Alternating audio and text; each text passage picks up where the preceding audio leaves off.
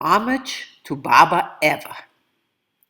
I spend most of my time with the coffee plants on the finca, and I'm also blessed with the company of various birds who chirp continuously their beautiful sounds while I work. Clearly, this gives me a ton of time to ponder on various memories. My memories of Baba EVA are constantly running through my mind, and I am therefore strongly pushed from within to create this homage to her. During most of my life, Baba EVA was simply there, doing what she did best, constantly working in the garden. She was a very quiet, unassuming person, and most definitely never demanded respect. It is only now that World War III is here that my thoughts are centered on remembering Baba EVA, her challenging life journey, and her immense contribution. Her husband Gregory and her firstborn son Yaroslav were both taken away from her by the Bolsheviks in 1940 and then sent to Siberia. Baba EVA was only able to reconnect with her son after the Soviet Union collapsed in 1991. In this picture, Baba EVA is flying out on Aeroflot with my mother Maria to Kazakhstan to reconnect with her son and his family after 50 plus years. My grandfather Gregory was killed by the Bolsheviks, and Baba EVA never got to see him again. Baba EVA, a young 24-year-old, was left alone with a newborn child, my mother Maria. I heard the story during my childhood. However, it was basically only a story. I did choose to name my son after my biological grandfather Gregory, but there was never any emotional attachment to my grandfather because he did not play a role in our life. After all these years, I now know that Baba EVA was an extremely courageous individual. Many families were escaping from Ukraine during the war, but my Baba EVA had to flee with a 2-year-old child and without a husband. It is only now that I ponder on these stories that I can appreciate the amazing courage of grandmother EVA. My grandmother Malanka, my father's mother, also escaped Ukraine during World War II, but in very different circumstances. Grandmother Malanka was not Baba Malanka. She insisted that we call her Babcia Malanka. Babcia is a sweet version of the word Baba. She hated the word Baba, and therefore we had to call her Babcia. When I was 5, I was sent to Syracuse, New York for a few months to live with my aunt and uncle. Babcia Malanka lived with them, and she taught all her grandchildren to read in Ukrainian before starting grade school. She also taught the girls how to do Ukrainian cross-stitch. I am fortunate to have all of my cross-stitch creations here in Colombia. This is my greatest cross-stitch project, the 4-pillow pyramid. It took me years to complete this. Most of the work was done while watching TV in the evenings. This design was Babcia's favorite. The next 2 pictures are a few of the creations I stitched for my wedding to a Ukrainian man. The Kovalek children and most children of Ukrainian immigrants grew up with one certainty: we had to marry Ukrainians. I stitched 80 of these little pillows, one for every couple that attended the wedding.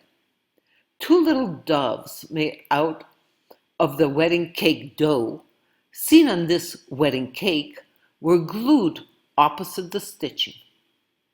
This was the ring pillow. My godmother stitched this beauty for this antique footstool.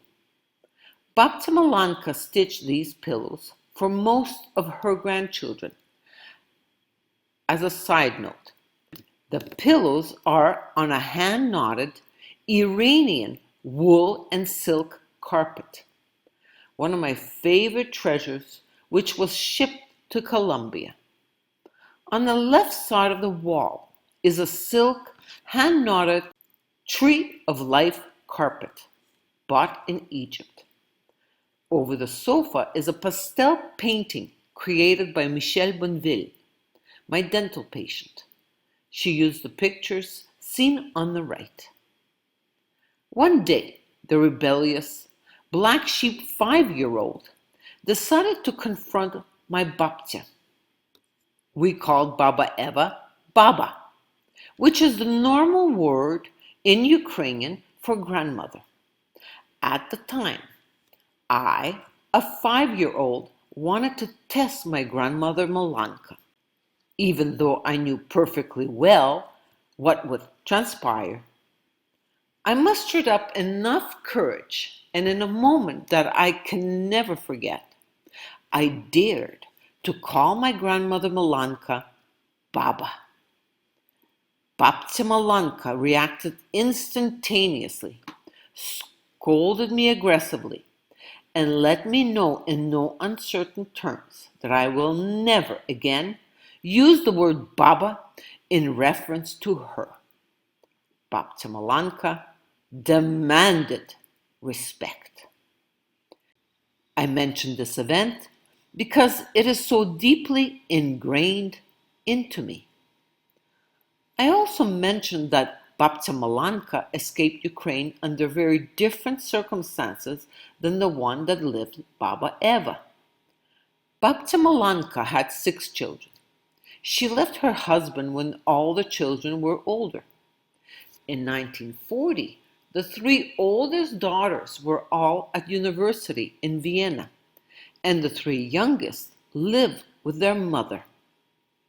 When they escaped Ukraine between 1941 and 1944, all the children were teenagers. Further, my Babcia Malanka had help and guidance from her adult daughters in Vienna. Clearly, escaping Ukraine was not easy for anyone. Now that World War III has started, my thoughts go to these stories, and therefore I have an immense level of respect for my Baba EVA. Baba EVA lived these challenging times all alone, and with a 2-year-old child in her care. Most people did not have the courage to escape, or did not have the resources necessary to escape. The ones who did escape to Western developed countries ended up living privileged, comfortable lives. All the ones who stayed behind lived under Soviet rule for 46 years from 1945 to 1991. Of course, when the wall finally came down, the economic conditions in Ukraine were extremely challenging for at least another decade. All of us who were born in the good old US of A, Canada, Australia, or Europe lived easy, carefree, privileged lives. Most continue to believe that we deserve this privilege and that this carefree life will continue unabated. Now that World War III has started, I know that absolutely nothing will ever be the same again. Those that find the courage to leave the first world countries in time will have the opportunity to build something new. Unfortunately, most continue to be completely oblivious to what is unfolding at breakneck speed in front of them. The window of opportunity is closing faster than most can imagine. This is why Baba EVA is on my mind most of the time. It is difficult to appreciate the courage which is necessary to leave everything behind and go towards the complete unknown. New country, new language, new environment, and probably without any family members. I know that scenario quite well. Baba Eva escaped to Germany. I believe she had a cousin who helped her out. In this picture, Baba Eva is holding my 2-year-old mother when they first arrived in Germany. And in this picture, my mother is the cute one with a bandage on her knee. Baba Eva immediately started working in a factory making pencils, while my mother was in childcare. I believe they only saw each other on weekends. After a few years, Baba Eva met my grandfather Dmitro. He liked children and was very good with my mother. Baba Eva got married with Dido Dmitro, and the family of 3 traveled to Montreal, Canada when my mother was 10 years old. Baba Eva found a job with Bell Canada as a cleaning lady. She worked from 5 p.m. to 12 p.m. until she retired with a small pension at 65. My grandfather Dmitro was a tailor. He also quickly found a job, but from what I understand, he contributed very little to the household expenses. He would go out and drink after work most days and verbally abused Baba Eva almost all their life together. We all loved our grandfather Dmitro because he would always buy us goodies, chips and chocolates. We never saw him drunk, but we would often hear him call my Baba prostitute, kurvaya in Ukrainian, as he walked up and down the hallway. Our grandparents lived above us in the triplex my father bought for $27,000. There was a window above our bathtub connecting all 3 bathroom windows of the triplex by a shaft. That is why we could hear our grandfather verbally abuse Baba Eva. When I was 12, my parents bought a new house in a better neighborhood for $56,000, and my Baba Eva bought our old house, the triplex, from my father for $35,000. This was in 1974. I don't remember many details of my life, but for some reason, the purchase prices of the houses remain ingrained in my mind. My grandfather did not contribute to the purchase of the house in any way. Baba Eva paid cash for this triplex with her savings from cleaning toilets and offices all those years from 1949 to 1974. I chuckle at the impossible thought of Babcia Malanka cleaning public toilets. That would simply never happen. Yet, Baba Eva did exactly that for 30 years. Here she is holding a picture of her 3 oldest grandchildren. On the left is a grandchild from her son in Kazakhstan. On the right are my sister's children. Baba Eva saved every penny and never spent any of it on herself. She was, however, very generous with her gifts to all of us and also supported her son's family in Kazakhstan with substantial financial gifts. Further, my mother inherited a large amount after Baba Eva passed away. A humble, hard-working, unassuming individual, Baba Eva was an example of perfection. Here she is sorting her seeds, and a chipmunk chose to join her to get his rightful share. I'm very conscious of the fact that I'm here, playing my role, all because of this amazing woman, because of her courage and strength of character. I was born into a beautiful family with a privileged perfect life and family. All my life experiences and lessons contributed to my accelerated evolution of consciousness. I trust that just like my Baba Eva, I am serving as an example to others. I continue to hope that my family members look back at the story of this incredible woman and gain courage from her example. The collective ego will continue to believe that everything will be okay and everything will quickly get back to normal.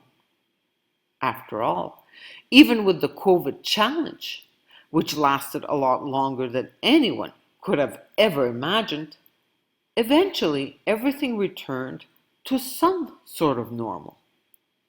World War III is the final match. The human mind cannot imagine the immensity of this coming challenge. Please do not wait for everything to return to normal, because it won't. Please act with courage and only listen to your true self, your soul. Do not listen to your ego mind. Humanity is facing the final challenge. It is do or die. I extend my sincere gratitude to Baba EVA for being the perfect, quiet example for all of us on this transformative journey. Infinite love. From millennium slavery to individual sovereignty. Let's rejoice, because the insanity we are experiencing is an illusion, which is pushing more and more of us to awaken. Our world is in an evolutionary crisis, because the human mind is ready to go beyond rational intelligence to a greater consciousness. In the Orient, in the 20th century, Sri Aurobindo and the Mother discovered and anchored truth consciousness, the supramental consciousness in the earthly atmosphere. Since then, the supramental consciousness has been operational on Earth as an active evolutionary power. Once well anchored, the new consciousness was ready to move on to the next stage, its popularization and propagation. In the West, in the 21st century, emerged personal creation. Sri Aurobindo synthesized the Eastern and Western ideas of evolution and boldly declared that humans are transitional beings. They're not final. Evolution continues, and humans will be surpassed. This is the future awaiting humanity. This is an unprecedented adventure of consciousness on Earth. One single and sincere look at the present world situation is enough to convince us that it has reached the point of no return. Let's stop repeating our obsolete ways, which can only bring more suffering. Let us all spread the contagion of infinite love.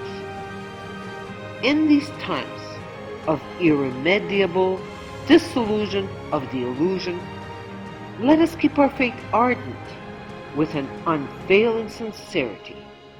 We must choose our soul at all costs. Infinite love.